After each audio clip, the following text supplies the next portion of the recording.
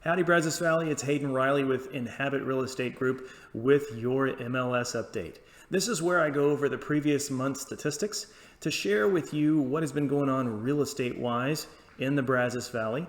The information that I'm about to go over is provided by the Bryan College Station MLS and from the Texas Association of Realtors. It is general information for our area. So if you would like to know how this applies to you specifically, feel free to reach out. Email me at hayden@haydenriley.com. You can call me or text me at 979-324-0016, or you can find me on Facebook, Hayden Riley Realtor. Otherwise, how about we get started? All right, folks, we are into October of 2021, which means we're going over September's numbers. As we usually do, let's start with the average days on market. We're following the red line as we have all year, and we're at 83. As you can see, we've trended lower this year most months than we have any of the previous two. This is looking at active listings and the average days on market for active listings.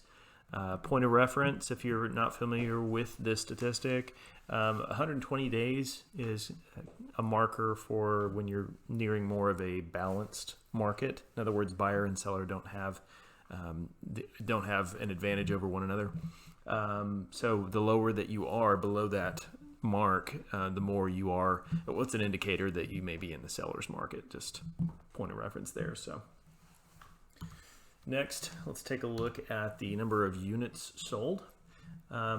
As we have all year and most of last year, we have trended higher than the previous year, significantly so. We're at 352 for the month of September, and as we are declining into the fall months, don't let that fool you into thinking that we're just not selling anything. It's just lower relative to our already feverish pace that we had in the June, July, and in May. So still an indicator that we're in a seller's market when we're selling that much more than we have in just the previous year. Next, we're going to take a look at the new listings taken. So one thing I want to well, first of all, we're at 355 new listings taken in the month of September. Want to look back at our three low months that are listed out here to our left. Our first was back in April of 2020, which was back when we had our shelter-in-place order for the Bryan College Station area. 394 when we're used to having closer to 500, maybe 600 new listings taken that month. So we went back on trend for the rest of the year, didn't really make up for that. And then we had another couple of low months in January and February. And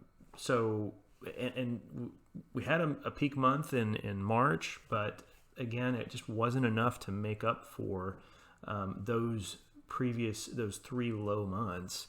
Now, there are other reasons why we have low inventory, but this is also a pretty good reason for that as well. Next, we're looking at the Bryan College Station statistics. The previous three were for the 7-county area. This is just for Bryan College Station. Our median price point is at $260,000, which is up 13.1% when compared with last year. Active listings are down 54.4%. In other words, we have less than half of what we did this time last year. Number of days on market, 82. It's 32 less days on the market compared to September of 2020. Our price distribution, we have an even higher concentration of our active listings between 200 and 300,000. We also, and part of the reason for that is more of the previous statistic the next row down from 100 to 200,000, more of those are starting to get priced in the $200,000 range. And also we're seeing an increase in the number of between 300 and 400,000, just because the price of homes, the price of property is going up. And to be continued, because I have a feeling we'll see more of that. Number of closed sales is up 19.7%. and our months of inventory at 1.3 months. So that just means that if we were to repeat September and did not add any new listings to the market, it would take 1.3 months or repetitions of this month to get rid of all of our inventory.